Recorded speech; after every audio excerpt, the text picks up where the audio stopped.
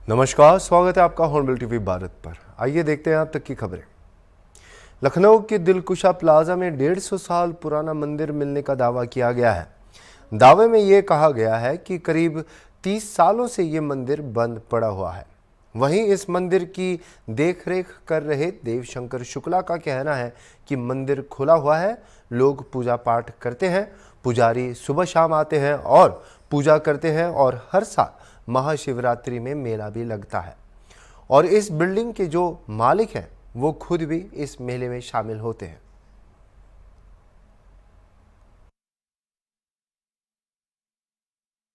राजधानी लखनऊ में एक मामला सामने है जहां पर यह दावा किया गया है कि एक बिल्डिंग के नीचे एक मंदिर है जो करीब 30 सालों से बंद पड़ी हुई है। उस पर अवैध तरीके से निर्माण किया गया। इस समय हम मौजूद हैं लखनऊ के हुसैनगंज चौराहे के पास एक बिल्डिंग में। इस बिल्डिंग का नाम है दिलकुशा प्लाजा। हम चलेंगे और दिखाएंगे कि जिस मंदिर को लेकर ये दावा किया गया है 30 सालों से बंद है, ये रास्ता यहीं से आते हैं और ये आप यहाँ तस्वीरों में साफ देख सकते हैं। ये जो मंदिर है इस पर दावा किया गया है कि करीब 30 सालों से ये बंद पड़ी हुई है।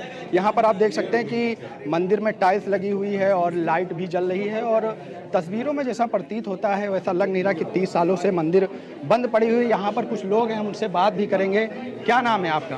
भैया हमारा नाम शुभम चौबे है। ये दावा किया जा रहा है कि जो मंदिर है वो करीब 30 सालों से बंद पड़ी है। ये दावा फर्जी है। वो जो जिन्होंने आपत्ति लगाई है कि मंदिर बंद है वो खुद आके स्वयं देखें पहले तो कहें। ये भी दावा किया जा रहा है कि जो बिल्डिंग है वो अवैध तरीके से बनाई गई है और मंदिर को ढक के उसके ऊपर बिल्डिंग बनाई गई है। भैया उन्होंने आपत्ति लगाया है ना, वो आपत्ति लगाए हैं, उन्होंने कहा है। कहने कोई भी कुछ कह सकता है, हम भी आपको कुछ कह सकते हैं। यहाँ पर आपकी दुकान है? जी, 15 साल से तकरीबन हम यहाँ रह रहे हैं और सुबह शाम यहाँ पूजा पाठ होती है, पंडित जी भी रहते हैं और महाशिवरात्रि में यहाँ एक आयोजन होता है। डॉक्टर शाहिद साहब जो बिल्डिंग के ओनर हैं वो आते हैं, उनका पूरा परिवार आता है। एक मुस्लिम परिवार ऐसा है जो चंदन लगाता है, कोई चंदन नहीं लगाता मुस्लिम परिवार में, उनका पूरा परिवार सम्मिलित होता है। हनुमान जी की भी आराधना होती है। 80% हम लोग हिंदू मुस्लिम भाई मिलके रहते हैं। यहाँ 80% हिंदू हैं।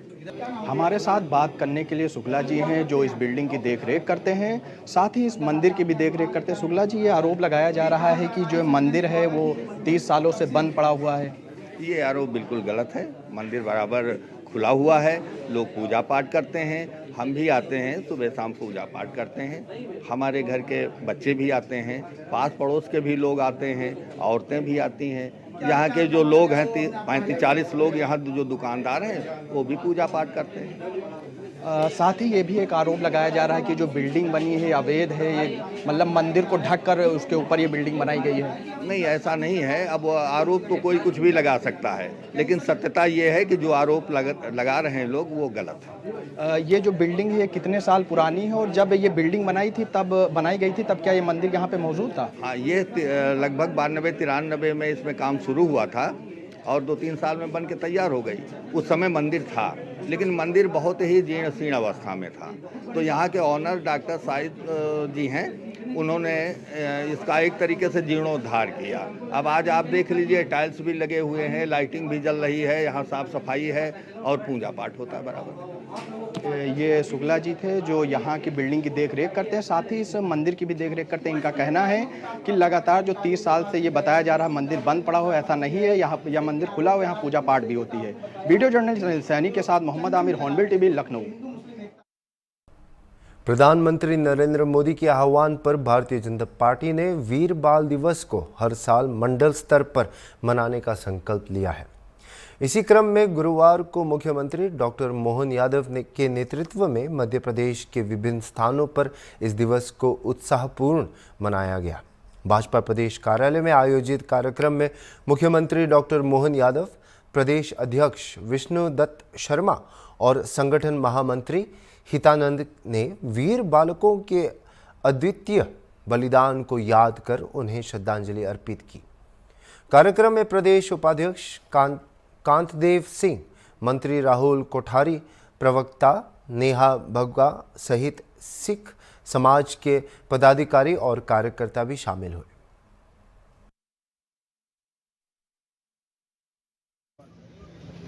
आज 26 दिसंबर गुरु गोविंद सिंह जी के साहबजादों का बलिदान दिवस है, शहादत उनकी हुई है और देश धर्म के लिए सिख पंथ ने सदैव अपनी शहादत कुर्बानी दी है। मैं अपनी ओर से विनम्र श्रद्धांजलि भी अर्पित करता हूँ और यशस्वी प्रधानमंत्री की इस भावना के हिसाब से सच्चे अर्थों में बाल दिवस तो यही होना चाहिए जहाँ हमारे इतिहास की ऐसी घटना जिसने हमारे देशभक्तों ने कोई अपना योगदान दिया। ऐसे में हमारे बालकों का दीवार में चुना जाना 1000 साल के इतिहास में ऐसी कभी कोई घटना नहीं हुई थी। ये घटना हम सबको संदेश देती है कि देश के नागरिक इकट्ठा रहें, देशभक्ति का ज्वार हमेशा इसी प्रकार से उमड़ता घुमड़ता रहे और कीमत कोई भी चुकाना पड़े लेकिन देश का सम्मान स्वाभिमान नीचे ना गिरे, धर्म की इज्जत ना गिरे। मैं मान के चलता हूँ गुरु गोविंद सिंह जी ने जो गुरु नानक जी की परंपरा को कायम रखते हुए पूरी दुनिया के सामने जो आदर्श उत्पन्न किया है वो सदैव हमारे सबके बीच श्रद्धा के केंद्र रहेंगे। मैं पुनः नमन करता हूँ और आज भारतीय जनता पार्टी कार्यालय में बाल दिवस मना करके और साहिबजादों को याद करके मैं अपने आप को भी धन्य मानता हूँ और आप सबको इस माध्यम से अपील करना चाहूँगा कि हमको सदैव ये स्मरण रखना चाहिए। वाहेगुरु का खालसा, वाहेगुरु की। यहाँ विकास का काम हुआ, गरीबों की सेवा का काम हुआ, हमारे संकल्प की पूर्ति के बलबूते पे समाज साथ में आया कि कांग्रेसियों के पेट में दर्द होना शुरू होता है और उसका प्रमाण है कि जयराम रमेश बोल रहे हैं या बता रहे हैं लेकिन जयराम रमेश के पीछे पीछे ये पूरे भाव राहुल गांधी के हैं, कांग्रेस परिवार के हैं। ये शब्द इनके नहीं है, इनकी लाइन ही विकास विरोधी है और इसीलिए आप बताइए कोई कांग्रेस का नेता किसी ने प्रशंसा की कि हाँ बुंदेलखंड में पानी आना चाहिए? आज ये प्रश्न कांग्रेस के पक्ष में है। ये कांग्रेस बताए कि हाँ वो बुंदेलखंड के विकास के साथ है या विरोध में, वो क्यों नहीं इस प्रशंसा करती? इसका मतलब ये है कि वो बुंदेलखंड के विरोध की बात कर रहे हैं। ठीक है।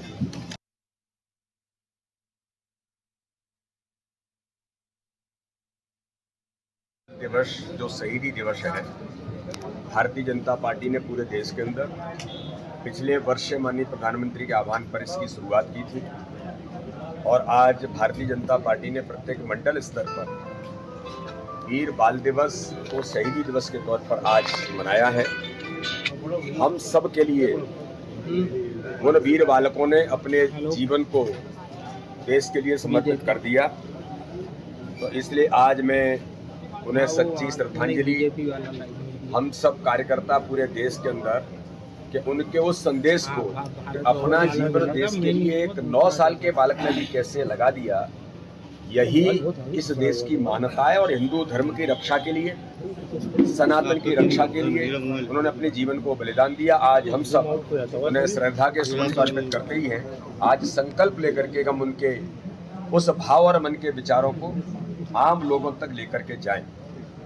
आज मैं एक बात तभी मीडिया के मित्रों को जरूर कहना चाहता हूं। सबसे पहले तो मैं हमारे माननीय मुख्यमंत्री जी को और पूरे नेतृत्व को कि कल माननीय प्रधानमंत्री नरेंद्र मोदी जी ने मध्य प्रदेश को बुंदेलखंड की धरती पर जैन विधवा लिंक परियोजना का शुभारंभ करके अटल जी को उनकी जन्म जयंती के दिन के अवसर पर जो सौगात दी, एक सच्ची श्रद्धांजलि माननीय प्रधानमंत्री नरेंद्र मोदी जी ने अटल जी को जो दी।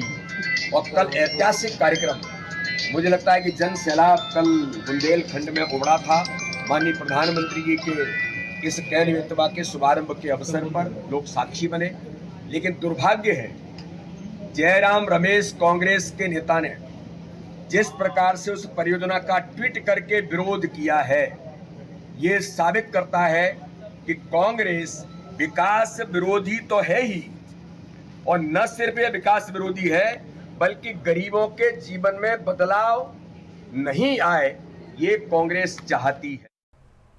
मुख्यमंत्री विष्णुदेव साय ने सोमवार को राजधानी रायपुर के अवंती विहार चौक पर पूर्व प्रधानमंत्री और भारत रत्न अटल बिहारी वाजपेयी की जयंती पर उनकी प्रतिमा पर माल्यार्पण कर श्रद्धांजलि अर्पित की।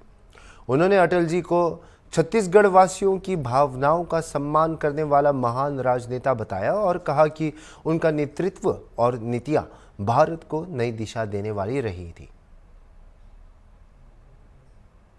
छत्तीसगढ़ निर्माता, भारत रत्न और इस देश के पूर्व प्रधानमंत्री श्रद्धेय अटल बिहारी वाजपेयी जी की जयंती है, जिसको पूरा देश सुशासन दिवस के रूप में मनाता है।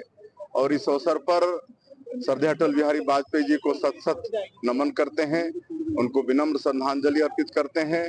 उन्होंने छत्तीसगढ़ राज्य का निर्माण किया और उनके सपनों के आधार पर इसका तेजी से विकास हो रहा है। हमेशा उनका आशीर्वाद मिलता रहे। अटल परिसर भी आप लोग बनाने और पूरे छत्तीसगढ़ वासियों को सुशासन दिवस की बहुत बहुत बधाई। अटल परिसर आप लोग आज जितने भी नगरीय निकाय हैं छत्तीसगढ़ प्रदेश के अंदर, नगर निगम, नगर पालिका, नगर पंचायत, सभी जगह अटल परिसर का भूमि पूजन करेंगे। सहकारिता मंत्री केदार कश्यप ने डॉक्टर श्यामा प्रसाद मुखर्जी सभागार में नवगठित बहुउद्देशीय पैक्स, डेयरी और मत्स्य सहकारी समितियों का शुभारंभ किया। जिला सहकारी केंद्रीय बैंक के संभाग स्तरीय कार्यक्रम में बस्तर संभाग के विभिन्न जिलों की सहकारी समितियों से जुड़े लोग शामिल हुए। नए पैक्स का निर्माण, नए हमारे वन समितियों का निर्माण, नए हमारे मत्स्य पालन की दृष्टि से समितियों का निर्माण, दुग्ध उत्पादन की दृष्टि से डेयरी की दृष्टि से समितियों का निर्माण, इस तरीके से लगातार हम प्रयास कर रहे हैं कि ज़्यादा से ज़्यादा समितियों का गठन निचले स्तर पर हो। हर पंचायत पर हमारे जितने भी हमारी समितियां हैं वो गठित हो सके और वहाँ के लोगों को सीधा सीधा सरकार की योजना का लाभ प्राप्त हो सके। जिन्होंने पूरे 60 साल से ऊपर राज किया और जो न कोऑपरेटिव से न सरकार की योजना का लाभ पहुंचा पाए, अब वो आरोप तो लगाएंगे ही कि वहां तक योजना न पहुंचे। उनकी तो मंशा ही है कि हमारे लोग गरीब रहे, उनके पास में घर ना हो, स्वास्थ्य की सुविधा ना हो, शिक्षा की सुविधा ना हो और वो उनके बच्चे विदेशों में पढ़े, ये उनकी मंशा है। लेकिन भारतीय जनता पार्टी की, चाहे माननीय नरेंद्र मोदी जी हो, चाहे माननीय हमारे आदरणीय श्री विष्णुदेव साय जी की मंशा है कि हमारे अंतिम छोर तक सरकार की योजना का बेहतर तरीके से लाभ पाए। छत्तीसगढ़ में पूर्व प्रधानमंत्री भारत रत्न स्वर्गीय अटल बिहारी वाजपेयी की 100वीं जयंती पर 25 दिसंबर को सभी शहरी निकायों में अटल कॉम्प्लेक्स निर्माण का भूमि पूजन किया गया। मुख्यमंत्री विष्णुदेव साय ने जशपुर में राज्य स्तरीय कार्यक्रम में भूमि पूजन किया, जबकि उप मुख्यमंत्री अरुण साव ने बिलासपुर में अटल कॉम्प्लेक्स का शुभारंभ किया और बिल्हा नगर पंचायत में निर्मित अटल कॉम्प्लेक्स का उद्घाटन किया। यह कॉम्प्लेक्स अटल जी की स्मृतियों को सहेजने और उनके द्वारा शुरू की गई योजनाओं की जानकारी देने के लिए बनाया जा रहा है। बेहद कठिन कार्य है, केवल हृदय की गहराइयों में जाकर के महसूस किया जा सकता है। वो ऐसे मनीषी थे जो सदियों में एक बार ही पैदा होते हैं। वे काल के कपाल पर लिखने मिटाने का जिनको अमृत प्रदान था। अटल जी के पूरे जीवन काल को उनसे प्रेरणा लेकर के हम सभी कार्यकर्ता वर्षों वर्षों तक कार्य करते रहेंगे, ऐसा उनका कृतित्व था। अटल जी ने भारत के मान सम्मान को विश्व पटल पर स्थापित करने का काम किए हैं। वे कवि थे, राजनीतिज्ञ थे और उनकी वाक्पटुता, उनके व्यंग्यात्मक विपक्ष को के लिए इतना गंभीर होता था कि विपक्ष निरुत्तर हो जाते थे। एक बार जब वो भाषण दे रहे थे तब विपक्ष के लिए उन्होंने कहा कि विपक्ष के आधे सदस्य तो मूर्ख है। बहुत शोरगुल हुआ। विपक्ष ने कहा कि अटल जी को अपना ये शब्द वापस लेना पड़ेगा। स्पीकर का आदेश हुआ। स्पीकर साहब ने कहा कि भाई ये तो वापस लेना पड़ेगा, असंसदीय शब्द है। तो माननीय अटल जी खड़े हुए, उन्होंने कहा कि भाई मैं अपना शब्द वापस लेता हूं कि कांग्रेस के आधे सदस्य मूर्ख नहीं है, अर्थात जो कहना था वो कह दिए, अपनी बात ही पहुंचा दी। ऐसा उनका व्यंग्यात्मक जो बातें थी। निर्माण किया और आज छत्तीसगढ़ नहीं होता तब आप कल्पना करिए कि छत्तीसगढ़ कहाँ होता। मैं बहुत बहुत धन्यवाद देना चाहूंगा छत्तीसगढ़ शासन का, हमारे नगरीय प्रशासन मंत्री उप मुख्यमंत्री अरुण साव जी का, कि जिसका छत्तीसगढ़ निर्माण में योगदान है। आज पूरे के पूरे नगर पंचायत, नगर पालिका, नगर निगम में अटल परिसर का शिलान्यास और आने वाले समय में जल्दी पूरा करके पूरे शहरों के इलाकों में, कस्बों में अटल जी जो छत्तीसगढ़ के निर्माता थे, उनके लिए आने वाली पीढ़ी याद रखे, उसके लिए जो ये कार्यक्रम बना के योजना दे के आज बिलासपुर में भी यहाँ पर अटल जी की आदमकद प्रतिमा, चौक का नाम अटल जी चौक और बाकी भी जो अटल जी के नाम से है वो सारा होगा। और वैसे भी अटल जी के साथ बहुत सी स्मृतियां हमारे बिलासपुर की जुड़ी हुई है। मैं उन्हें नमन करता हूं, उन्हें अपनी श्रद्धांजलि अर्पित करता हूं। आज सुशासन दिवस भी है। आज मैं आप सभी को सुशासन दिवस की बहुत बधाई और शुभकामनाएं देता हूं। देश के राजनीति के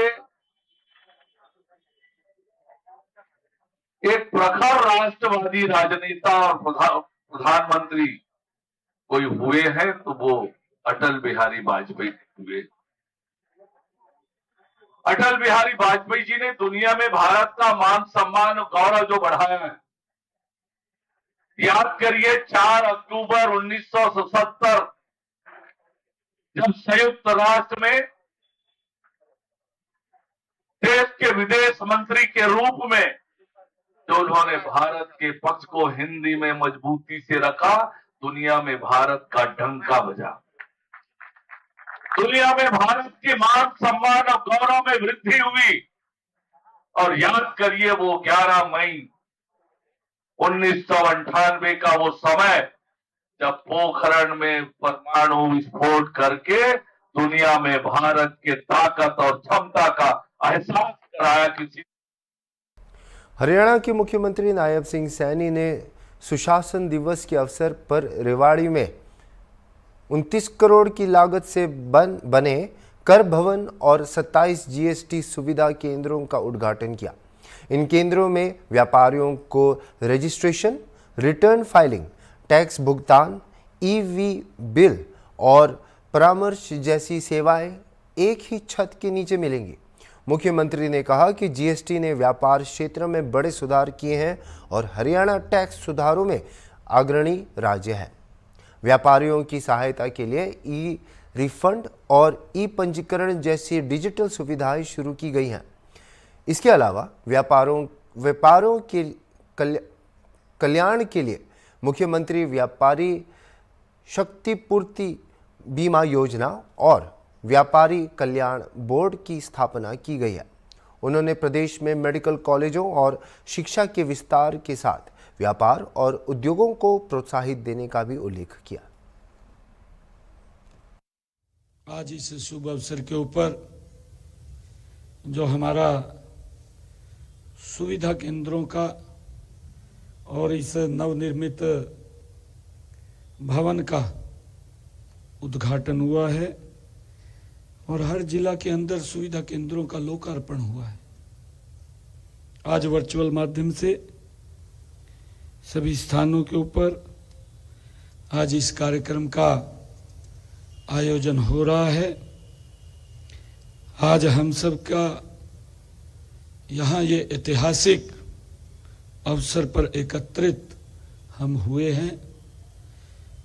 यह दिन हमारे राज्य के विकास के लिए मील का पत्थर साबित होगा। आज इतने भव्य जो भवन का उद्घाटन हुआ है, यह न केवल हमारे व्यापारियों और उद्यमियों के लिए बल्कि पूरे समाज के लिए एक नई दिशा का ये संकेत है।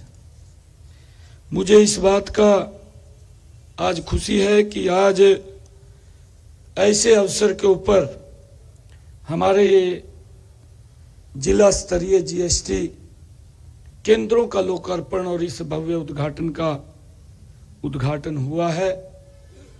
जब आज पूरा देश सुशासन दिवस मना रहा है, हमारे लिए ये एक बहुत ही गर्व का दिन है, गौरव का दिन है कि श्रद्धेय अटल बिहारी वाजपेयी जी, जिनको भारत रत्न की उपाधि से सुसज्जित किया गया।